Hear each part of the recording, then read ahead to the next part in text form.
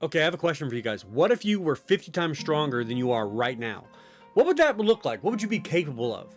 Well, we already answered that question in this video, where we wondered what would happen if the average American male went Super Saiyan. But what if you went Super Saiyan 2? Hey everybody, I'm the Anime Trainer, and today we're going to figure out the limits of an ordinary human if granted the abilities 100 times what they currently possess. For those of you who aren't familiar with the concept, Super Saiyan is a 50 times multiplier from base, and Super Saiyan is twice that, or a 100 times multiplier from your base, if you guys skipped out on most of the whole math from elementary school thing. But before we get into that, go ahead and hit the button that is the like button and the button that is the subscribe button to the channel so that you don't miss any of the crazy training tips or crazy videos like this one. And if you would like to support us, you can do so through the Patreon link below or by becoming a YouTube member. Either one's fine. You don't have to. It's not a big deal. Now, let's break our limits. Alright, so in the first video, we established some standards that we were using to get an idea of what a normal human being would be capable of in the transformed state of Super Saiyan. Using the average American male, we settled on someone who was 5'9", taller than me, oh god, and weighs 199 pounds. We took all the average lifts and bumped them to 50 times what they were, and we explained what that meant. If you'd like to see what the average guy is capable of on a 50 times amp, check out the last What Would Happen If You Went Super Saiyan video right here. I'm showing you again, just in case you missed it. Quiet, old man. We can see that we had an overhead press. Normal is 85 pounds. Bench is 135, squat is 125, deadlift is 155, and pull-up is 104 pounds, which basically means no pull-ups. 0. But if you X'd all of that by 50... Oh my god! But what would happen if you doubled it? What could you do with that kind of power? Taking each of those lifts and doubling again gives us this to work with. You see these numbers here? It is, of course, twice what we had before. And those numbers are big. But what do they mean? What do they mean? So let's put them into context that we can understand. With the ability to overhead press 8,500 pounds, you could lift a small forklift, a fully grown male hippo, or a small elephant over your head. Not move it, not lift it off the ground, not hoist it and carry it at chest height, over your head. Can you imagine just walking up to a hippo and be like, "Sup, brah?" and picking it up over your head? It's probably never been picked up in its entire life, and I bet that it would probably die of surprise. Okay, what could you bench press with all of that glorious SSJ2 muscle that you've suddenly achieved? Well, a bench press of 13,500 pounds is certainly enough to shatter every record known to man, probably forever, and might even impress Baki at the gym. But that's unlikely because you don't make six figures. But it can also move a partially filled 40-foot cargo container. You could hit 12 reps with a Tesla in each hand. Wow! And you could finally pick up that full-grown elephant that you couldn't put over your head.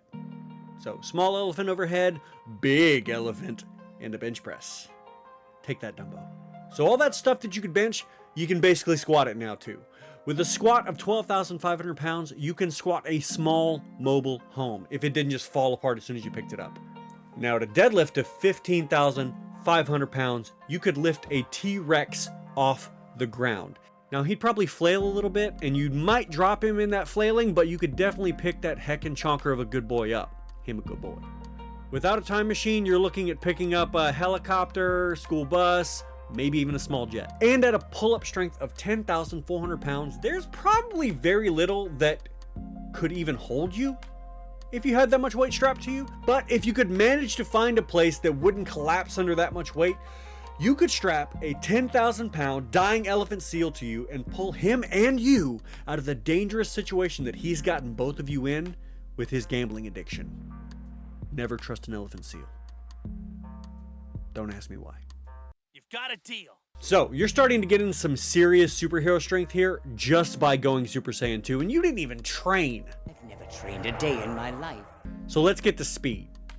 Last time we tackled this question, we established that the average human puts 300 pounds of force into the ground when sprinting, meaning that the 50 times Super Saiyan amp has a human putting 15,000 pounds of force into the ground, and the jump to Super Saiyan 2 makes it a full 30k of force per foot strike, 30,000 pounds, meaning that you're going to be bounding everywhere you go. So how effectively could you even move? It might look like a series of diagonal leaps when you're not using your full strength, but running is going to be really difficult when you're that strong and you weigh so little. You don't have anything pushing you into the ground.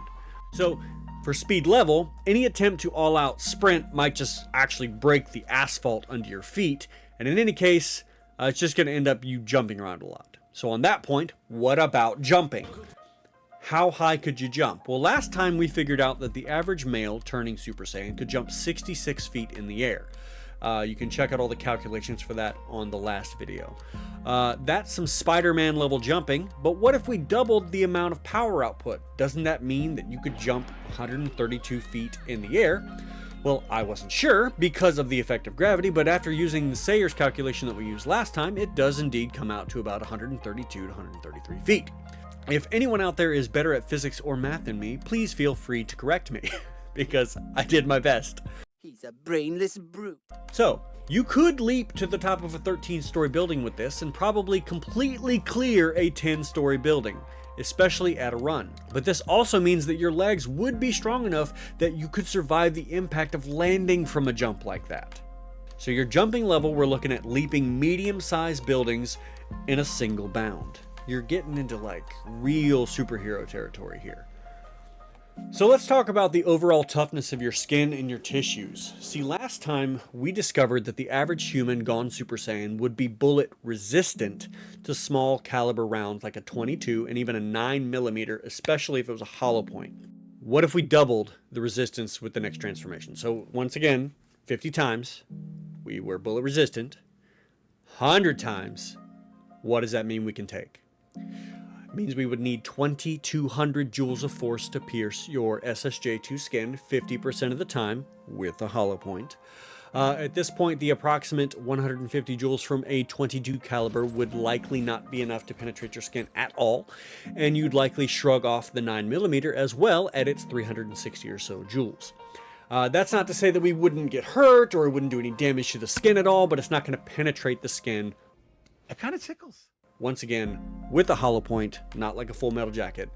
However, once we get into 223, which is 1296 joules, and 762, which is 1527 joules territory, you would be much less likely to be able to stop that round. Now, it would probably penetrate the skin sometimes, especially with multiple rounds in a smaller area. If you're just like mag dumping into like one area on somebody's skin, yeah, it's going in there. Once we get into the 260 Remington ammo, you're back at 50% chance of stopping the round if it were a hollow point. So, while being an SSJ2 normal human being might make you practically bulletproof to small arms fire, once you get into higher caliber rifles, you're probably not stopping much, even though your muscles and other tissues would help prevent you taking too much damage from the middle strength rounds. You're likely just going to have that round lodged in the muscle fibers, which is going to suck. However, you've got bones of steel now. We established last time that it would take upwards of 45,000 pounds of force to break your femur, meaning that you could take a large amount of punishment on just any part of your body and not break a bone. But with that now doubled, what kind of force would it take to break your bones now? Well, like 90,000 pounds your femur, obviously, because it doubled. But what does that mean? If you had a 2,000-pound car moving at 60 miles an hour slam into a brick wall, it would impart 490,914 newtons of force in the crash. You can see that calculation right here. All the math done right here. Now, since you are not immovable, it wouldn't impact you like that. But let's say you were standing in front of the brick wall. What would happen? You can currently withstand 90,000 pounds of force on your femur before it breaks, or 400,000 newtons. That's not quite enough to withstand this head-on collision without breaking any bones unless it were a much lighter vehicle. But you can guarantee that no one is going to be able to hit you hard enough with any sort of blunt weapon for you to even notice. So in terms of your toughness level, we're good enough to stop some bullets, but not most cars at 60 miles an hour. You're a disgrace to all Saiyans! Next comes the big one that's going to make you seem the most superhuman, in my opinion. Reaction time. We established in the first Super Saiyan video that the average human reaction time is 215 milliseconds, meaning that SSJ1 takes us to 4.3 milliseconds or 0.0043 seconds. SSJ2 takes us down to 2.65 milliseconds or 0.00265 seconds. We established last time that if someone was in your sight and was about to pull a weapon, that you'd be fast enough to get to them and disarm them before that even happened. But you're twice as fast now, which means that even if a person had a firearm trained on you, you could react to the slightest movement of their body to move before the bullet was fired, even though the average person can fire 3 rounds from a handgun in less than a second.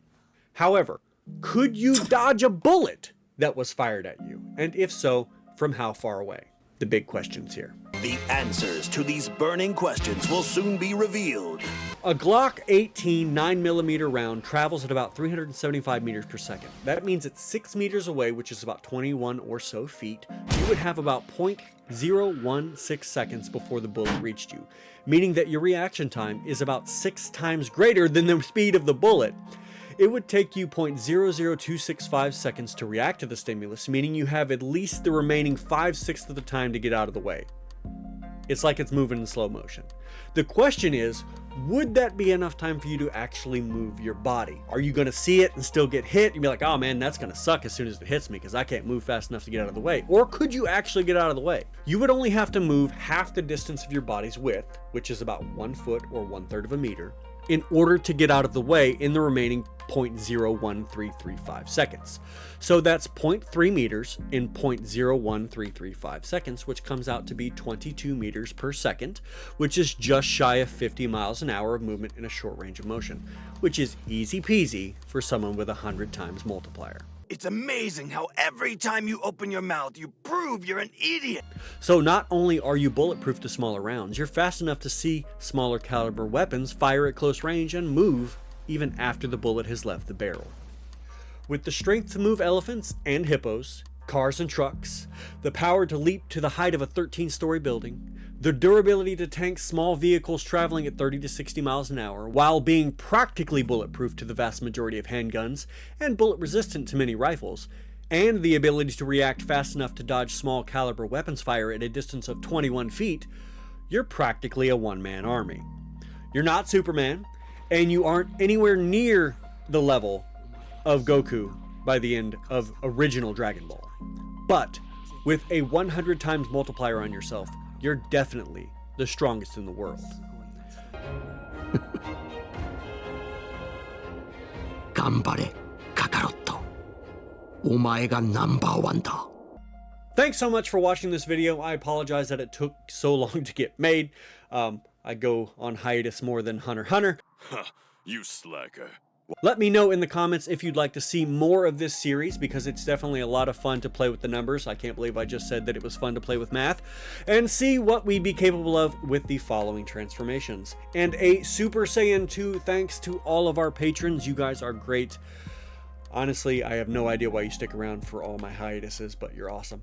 And we do have a link for a free Discord below here. There's also a link where you can get some real anime training, the anime trainer swag, so that you can represent the channel out, and it does help support everything, so check that out for me. Thank you very much. I'm the anime trainer, and until next time, good luck and train hard.